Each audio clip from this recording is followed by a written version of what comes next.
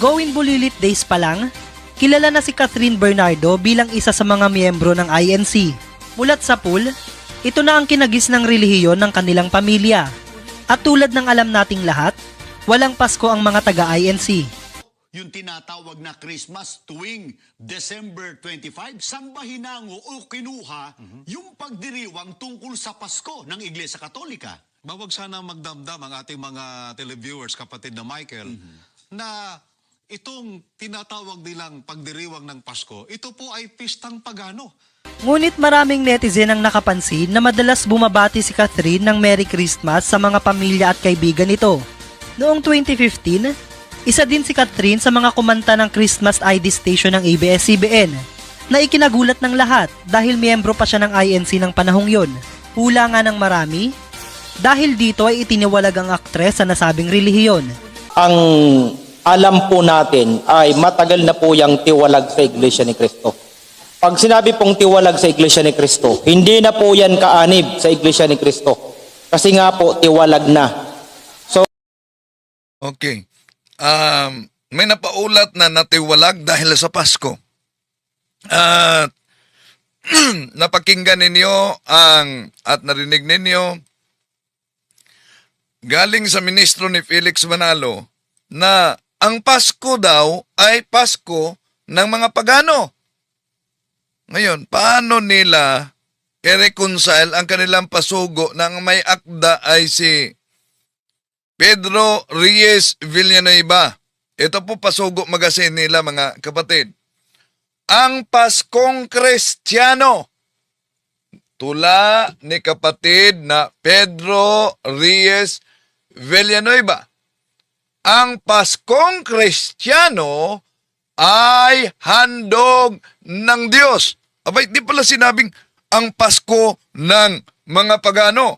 Paskong Kristiyano. Ngayon, ibig ba sabihin na noon pa nagdiwang na ang INC ng Pasko? Ngunit, nagbago ang ihip nila, tinanggal, pagkatapos, New Year na lang ang nanatili. Pero alam ba nila na ang New Year, ang kauna-unahang nagdiwang ng New Year, mga pagano? Tatalakayin natin ito. Samahan ninyo ako.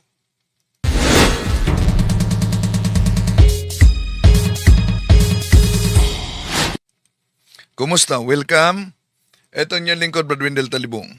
Happy birthday pala sa aking ina na nagdiwang ngayon sa kaarawan. At inaniya namin ang ating mga kapatid na nagsubaybay ngayon. Huwag kalimutan na isubscribe ang channel ni Kabornok, Factbusters PH.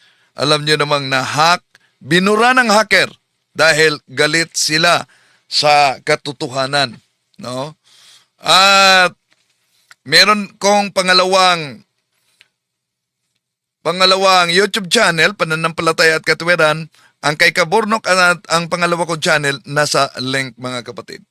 At inaniya natin, huwag kalimutan ding pindutin ang ating like at mag-subscribe sa bago pa lang at pindutin ang bell button para updated kayo. Mag-comment at i-share ninyo, mga kapatid. Okay? So, para alam natin kung saan na kaabot ang ating video ngayon, i-comment ninyo, mga kapatid, kung saan kayo.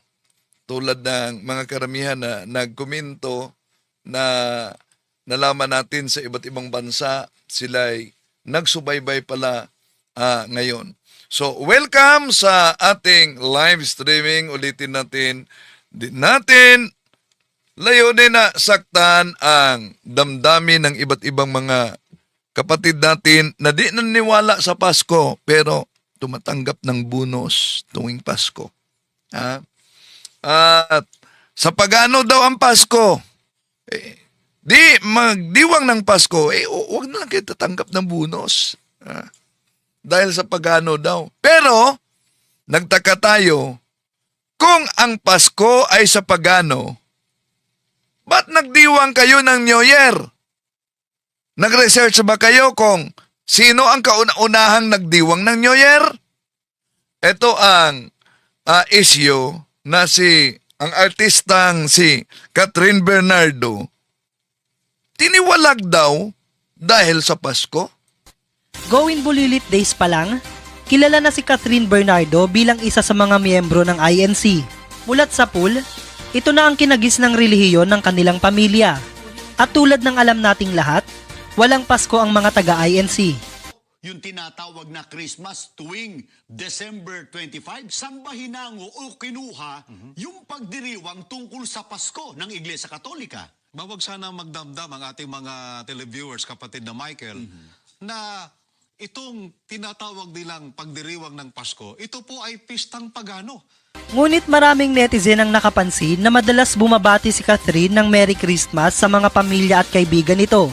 Noong 2015, isa din si Catherine sa mga kumanta ng Christmas ID station ng ABS-CBN na ikinagulat ng lahat dahil miyembro pa siya ng INC ng panahong yon. Hula nga ng marami, dahil dito ay itiniwalag ang aktres sa nasabing relihiyon.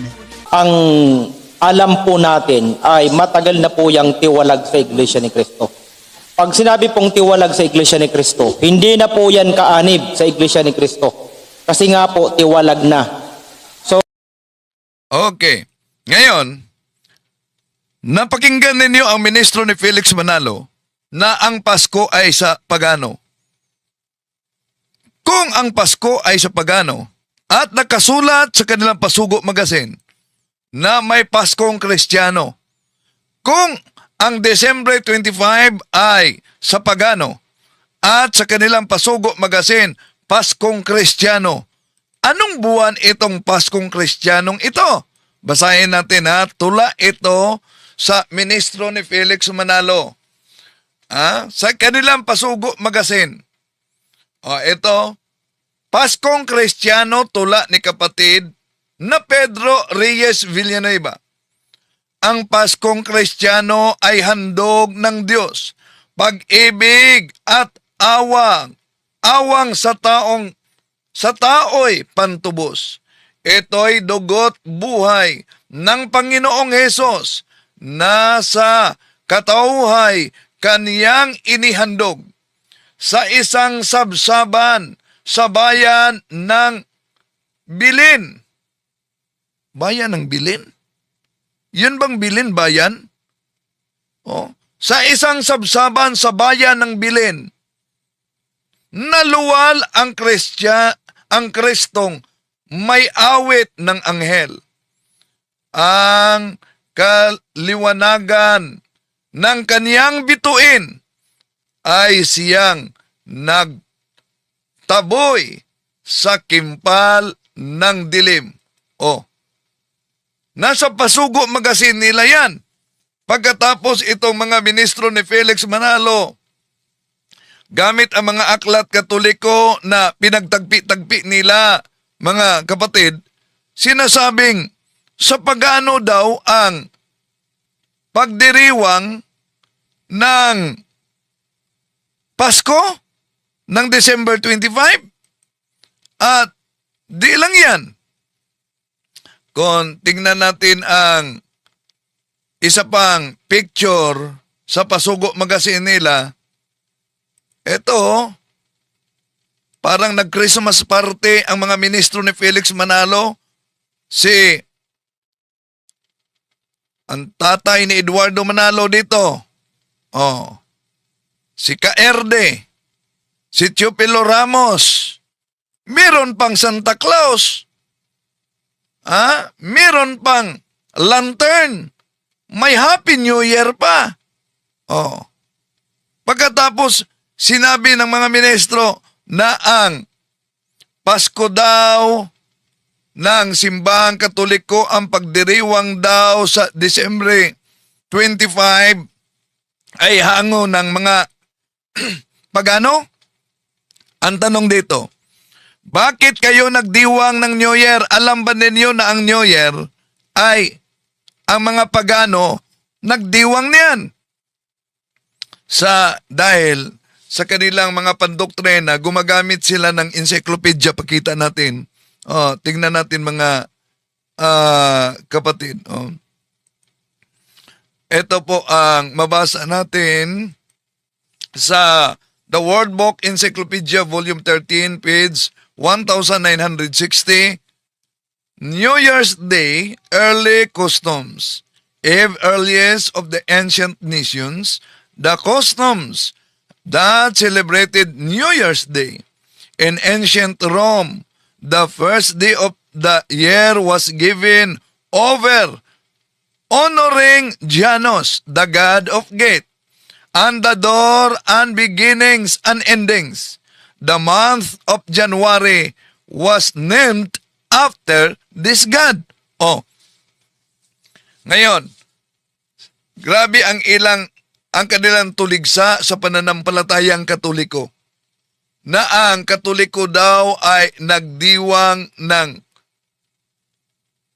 December 25, na ang December 25 ay kapistahan daw ng mga pagano. So kung paganismo ang Kapaskuhan, sa pagano pala ang ginawa ng INC noong nabubuhay pa si Felix Manalo. Bakit?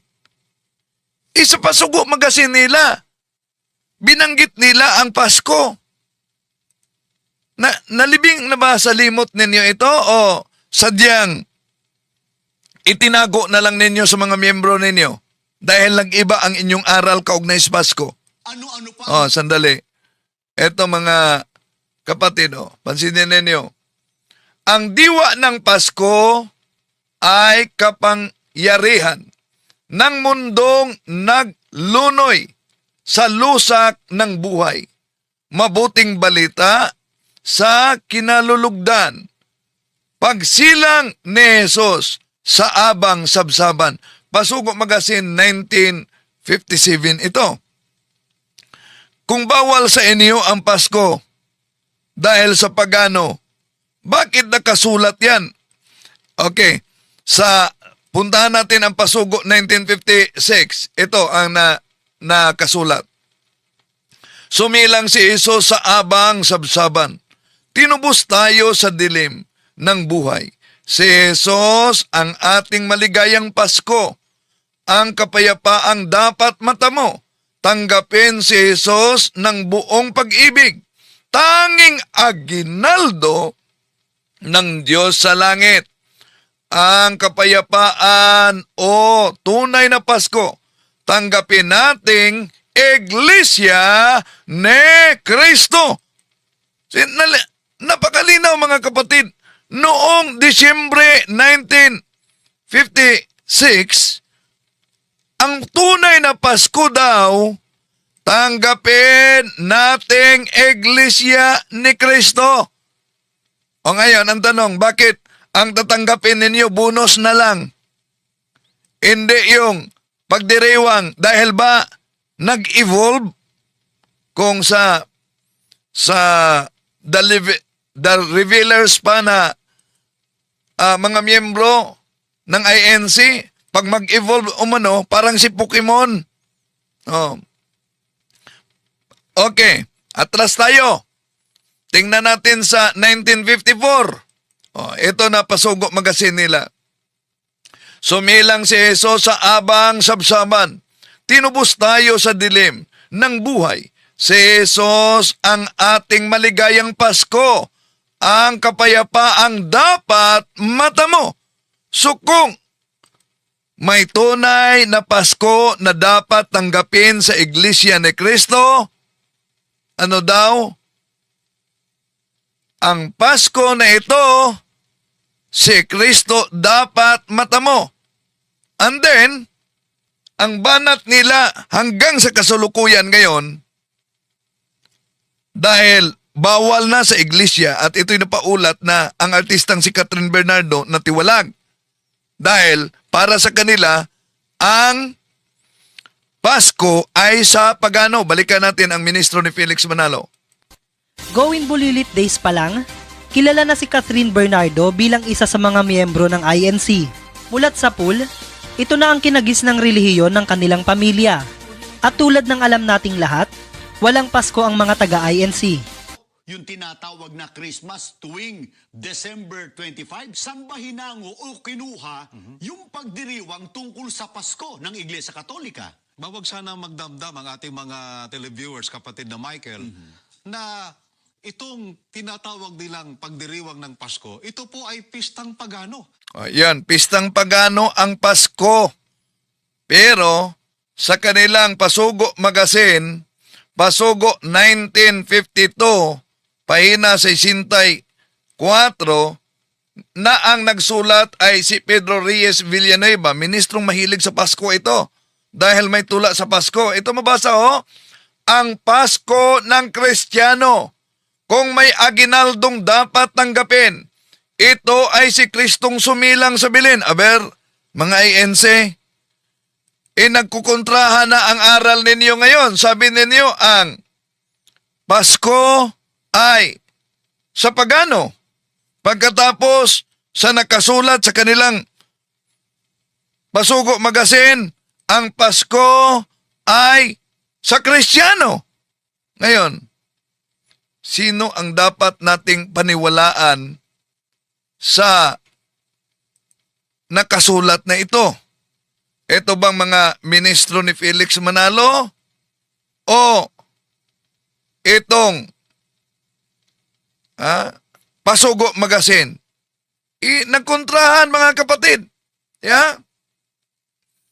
Ang nakasulat sa Pasugo Magazine. Okay. Ituloy natin. Sa pagano daw ang pagdiriwang? May nabasa tayong aginaldo, di ba? Ano po ba yung aginaldo? Ito sa kanilang Pasugo Magazine, December 1954, may pa-aginaldo pa sila. Ang nagsulat ay si Pedro Reyes Villanueva. Ito ang ministro na mahilig sa Pasko. Sabi niya, ang aginaldo ni Ingkong Pasyo. O may aginaldo si Ingkong Pasyo. Ngayon, ano ba ang ibig sabihin ng aginaldo? Tingnan ninyo sa online English Wikipedia. Ito, mabasa natin ang salitang aginaldo na ginamit sa kanilang Pasugo Magazine. Aginaldo. Ano daw ang aginaldo? A gift given at Christmas or the feast of the Epiphany. A gift given on any other holiday or occasion. A Christmas pay, bonus, Christmas box. Ano daw ang aginaldo? Christmas bonus. Di ba sa Pasugo Magazine ninyo, nakasulat, aginaldo. Tutulan ba ninyo yan? Na nasa Pasugo ninyo yan? At isa sa definition ng aginaldo, Christmas bonus.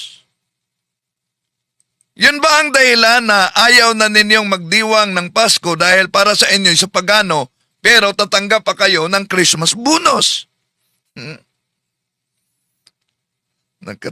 Nakatawa naman. Itong aral na ito. Di lang yan, mga kapatid. Paano nila tinututulan para sabihing ang pagdiriwang nating mga Katoliko ay sa pagano? Alam nyo ba? Kumukuha sila ng aklat. Aklat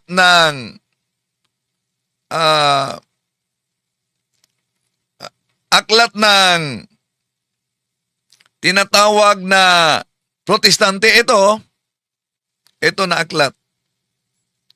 Binasa nila, ginawa nilang referensya para lumalabas ang diferensyang aral ni Alexander Hislop. Paano ginamit ito ng ministro? Pakinggan natin, mga mahal na kapatid. Ano-ano pa ang mga gawain sa tinatawag nilang Pasko na kinuha rin sa gawain ng mga pagano? Yung paggamit nila ng kandila, kapatid na Michael at mga mahal na taga-subaybay, at yung tinatawag na Christmas tree, ayon po sa aklat na The Two Babylons or the Papal Worship by Alexander Hislop, sa page 97, ganito po ang ating mababasa. Ang mga kandila sa ilang bahagi ng Inglaterra na sinisindihan tuwing bisperas ng Pasko at ginagamit sa buong panahon ng pagdiriwang ay sinisindihan din ng mga pagano sa bisperas ng kapistahan ng Diyos ng Babylonia upang parangalan siya sapagkat isa sa mga mapagkakakilanlang kaibahan ng pagsamba sa kanya ay magkaroon ng mga sinindihang kandila sa kanyang mga dambana. Ang Christmas tree na ngayon ay lubhang pangkaraniwan na sa atin ay pangkaraniwan din sa paganong Roma at paganong Ehipto. Kaya malinaw po dito sa aming binasa sa inyo na ang mga kandila na sinisindihan tuwing bisperas ng Pasko at ginagamit sa buong panahon ng pagdiriwang ay sinisindihan din ng mga pagano sa bisperas ng kapistahan ng Diyos ng Babylonia. Yan. Ito ang ginagamit nila na aklat. Pero alam nyo ba na itong aklat na ito ay ang may akda dito ay isang protestante. No? At ang protestanteng ito, iba sa INC dahil naniniwala sila na ang ating Panginoon Jesucristo ay tunay na Diyos at tunay na tao. Yon ang paniniwala nila. No? Pero ginamit ito ng INC laban sa pananampalatayang Katoliko para tindigan na ang Disyembre 25 ay pagdiriwang daw ng hango sa mga pagano. Mali po mga mahal na kapatid. No? Kung tingnan natin ang kasaysayan, ang simbahang Katoliko ang unang nag-identify sa December 25 na kapanganakan ng ating Panginoong Hesus. At huli na yung mga pagano. May kaugnayan ba ang Sol Invictus? Okay, silipin natin. Nasa online lang Wikipedia, mga kapatid. Tingnan natin Wikipedia. Ito mabasa. Sol Invictus, the unconquered sun, was the official sun god of the later Roman Empire and the patron of soldiers. In 274 Anno Domini, the Roman Emperor Aurelian made it an official cult alongside the traditional Roman cults. Nasa online yan, Wikipedia. Kailan? 274 Anno Domini. Bakit sinabi natin mga kapatid na nauna na ang Kristiyano? Na nag-identify sa December 25 na kapanganakan ng ating Panginoon Jesucristo. Malinaw, 274 lamang nagsimula ang deklarasyon ng paganong emperador sa Roma sa paganong kapistahan sa Sol Invictus ang kanilang Diyos-Diyosan. E di ang panahong yan, masyadong late na. Dahil mas nauna na ang mga Kristiyano na nagdiwang sa December 25 sa Christmas bilang kapanganakan ng ating Panginoong Jesucristo. Halimbawa, ang sulat sa early Christians. 100, tingnan ninyo, 171, 183. We ought to celebrate the birthday of our Lord on that day, soever the 25th of December shall happen. Si Saint Theophilus ang nagpahayag diyan. Anong taon? 171 Anno Domini. Tingnan natin sa early Christian. Si Saint Irenaeus. Ito ang mabasa natin. Saint Irenaeus, circa Anno Domini 202. In his work Adversus Heresies, Irenaeus 130, 202 identified the conception of Jesus as March 25 and linked it to the crucifixion at the time of the equinox, with the birth of Jesus 9 months after on December 25 at the time of the solstice. Oh, early Christian yan. Ha? Napakalinaw, mga mahal na kapatid, na ang mga early Christian ay pinatunayan na ang pagdiriwang noon. December 25, na-identify na ito taong 70 Anno Domini, 270 Anno Domini sa early Christian as Jesus Nativity.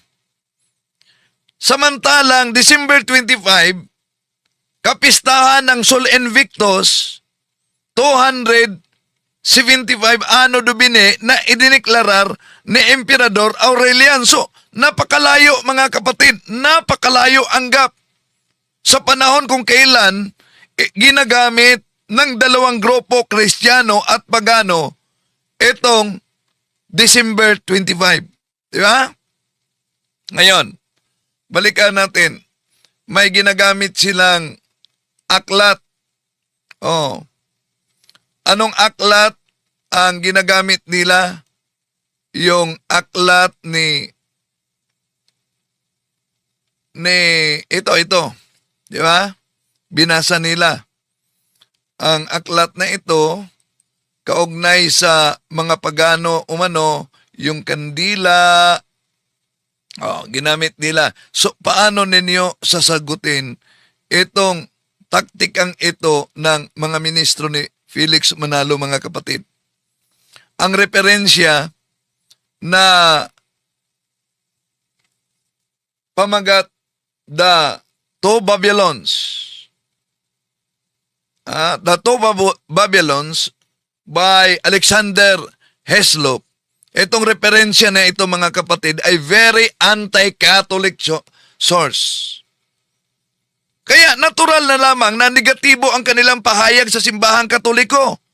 Ginagamit ng mga INC at doon nila kinopya kay Alexander Hislop.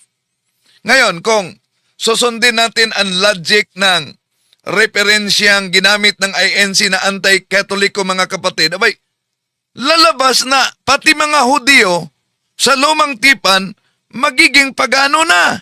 Bakit? Dahil binasa nila ang kandila. Balik natin ang ministro ni Manalo. Ito, mga kapatid.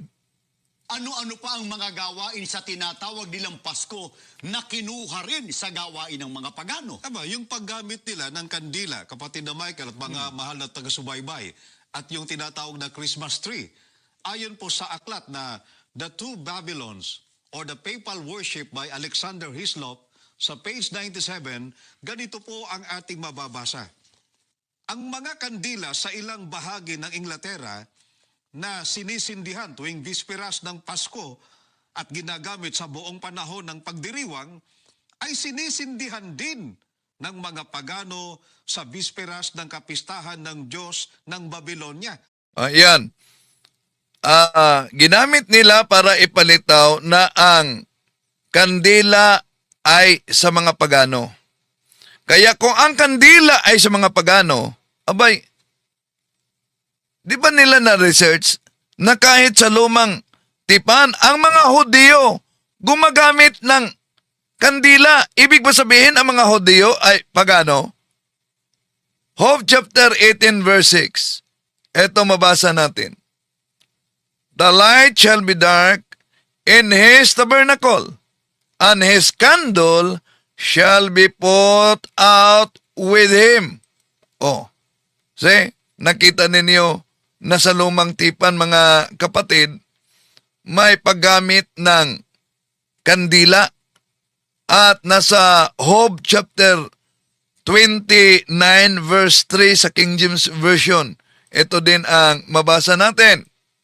When his candle shined upon head, and when by his light I walked through darkness. O sa lumang tipan, may mabasa tayo na kandol, kahit sa new tipa, sa bagong tipan. Ibig ba sabihin na sa pagano na yan? Ngayon, bakit ginagamit natin ang kandila tuwing Pasko, tuwing may selebrasyon tayo sa mga misa? Sa Pasko, since ang Pasko, mga kapatid, para sa atin, ito'y pagsilang ng ating Panginoong Hesus. At alam naman natin na sa Biblia, ang ating Panginoong Jesucristo, siya ang ilaw sa mundo. Juan Kapitulo 8, versikulo 12, sabi ng ating Panginoong Jesucristo, when Jesus spoke again to the people, he said, I am the light of the world. Whoever follows me will never walk in darkness, but will have the light of life. O, see? So, ang kandila, nagsimbolo, mga kapatid, sa ating Panginoon Jesucristo bilang ilaw sa buong mundo na nakabase sa talata sa Juan Kapitulo 8, versikulo 12. Kaya, siya ang sumisimbolo bilang ilaw sa kandila. Kaya, yan ang dahilan kung bakit marami ang gumagamit ng kandila, di lang sa Pasko, kundi sa mga misa, sa ating mga pagdasal, pagrorosaryo, dahil ang kandila ay sumisimbolo sa liwanag ng ating Panginoong Hesukristo. Ngayon, may iba silang ginagamit na aklat. Ano yung aklat? Yung encyclopedia, mga kapatid. Gloria Encyclopedia ginagamit nila. Bakit? Para itagpi-tagpi na ang mabasa sa naturang encyclopedia na ginagamit nila, ang Christmas tree ay sa pagano. Eto. Ano pa ang sinasabi nila tungkol sa Christmas tree, kapatid na Mabi? Dito po, basahin natin sa Collier's Encyclopedia, Volume 6, page 404. Ganito po ang ating mababasa. Itinuturing ng ilang otoridad ang Christmas tree na isang namalaging umiiral na labi ng pagsamba sa puno ng mga pagano at tinatalunton ito sa matandang Roma at Ehipto. Ayon po dito, ang Christmas tree ay isang namalaging umiiral na labi ng pagsamba sa puno ng mga pagano, yung tinatawag nilang tree worship. Yan. Yun daw ang mabasa sa naturang pasugo, sa naturang encyclopedia, mga kapatid. Okay. Isa-isahin natin ang pagsagot nitong mga ministro ni Felix Manalo na kahit ang pasugo, ang Christmas tree ayon sa Collier's Encyclopedia ay isang pagsamba sa Diyos-Diyosan ng mga pagano. Hindi talaga naintindihan ng mga ministro ni Felix Manalo ang binasa diha. Tinutulig sa nila ang Christmas tree. Ang kinukot nila ay referensya pero diferensya ang resulta. Akala nila, pabor sa kanila yung history, yung Collier's Encyclopedia, na sa pagano daw kuno ang Christmas tree. Pero kung susuriin nating maigi, mga kapatid, ang referensya na diferensya talaga ang kanilang paniniwala, malinaw ang binanggit. Anong binanggit? Some authorities consider, itinuturing ng ilang authorities. Nakasulat diyan sa kanilang binasa. Ano ba yung some authorities o ilang otoridad? Hindi po sinasabing all authorities o lahat ng mga otoridad. Sino ba yung mga otoridad na yan? Napakasimple lang. ito ang mga grupo na walang iba kundi ang otoridad ng mga tumutuligsa sa Christmas tree at sa Pasko. Tulad sa Iglesia ni Cristong Tatag ni Felix Manalo, Saksi ni Jehovah, ang Dating Daan, ang Sabadista, pero hati-hati na sila dahil may mga pastor, okay lang umano ang pagdiwang sa Christmas. Sila yung tinutukoy sa referensya na itinuturing ng ilang authority na ang Christmas tree ay sa pagano. At hindi yung otoridad ng simbahang Katoliko ang tumutukoy dito. Kung itong mga tumutuligsa sa Christmas tree, mga kapatid, ang siyang nagtuturing na ang Christmas tree ay sa pagano kuno ang tanong. Ang tanong sa ganitong argumento ng mga heretikong umaatake sa pananampalatayang Katoliko at lalo na sa Christmas tree. Logic na lang. Naniniwala ba ang mga pagano na ang Kapaskuhan ay bilang kapanganakan ng ating Panginoon Jesucristo? Naniniwala ba? Asan na referensya mabasa na ang mga pagano naniniwala sa kapanganakan, nativity of our Lord Jesus Christ? Malamang hindi nila talaga yan masagot, mga kapatid. So, walang kaugnayan ang Christmas tree sa paganismo.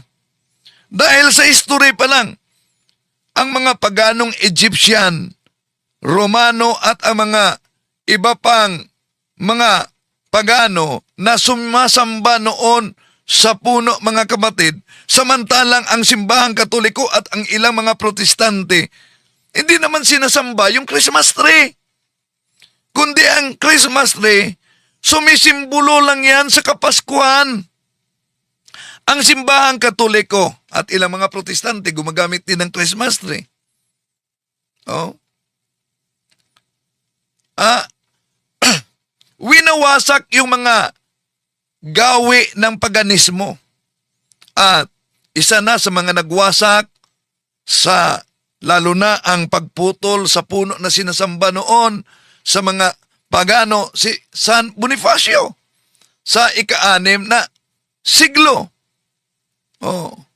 Pero kung tingnan natin, mga kapatid, na may kaugnayan ba ang Christmas tree bilang paganong gawi? Dahil sa purpose at layunin pa lang ng Christmas tree, mga kapatid, para ito sa pagdiriwang natin sa Pasko.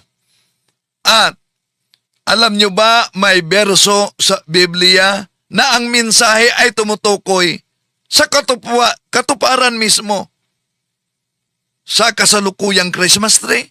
Bakit? Tingnan niyo ang Psalm chapter 96 verses 11 up to 3. Let the heavens rejoice. Let the earth be glad. Let the sea resound and all that is in it. Let the wells be jubilant,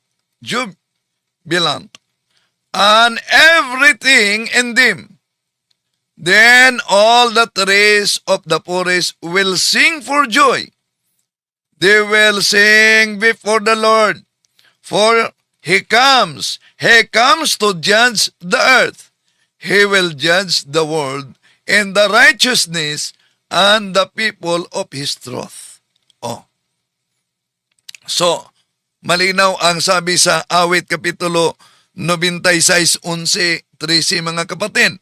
Ang mensahe ng versong ito ay hinuhulaan ang pagdating sa Mesiyas, yung sa ating Panginoong Hesukristo, na ang lahat ng tao ay magalak at magsaya, at lahat ng mga puno ay aawit sa kagalakan.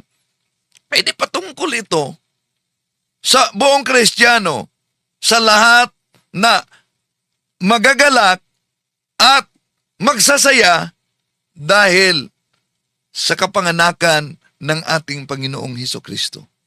Meron pa silang ginagamit na aklat Katoliko.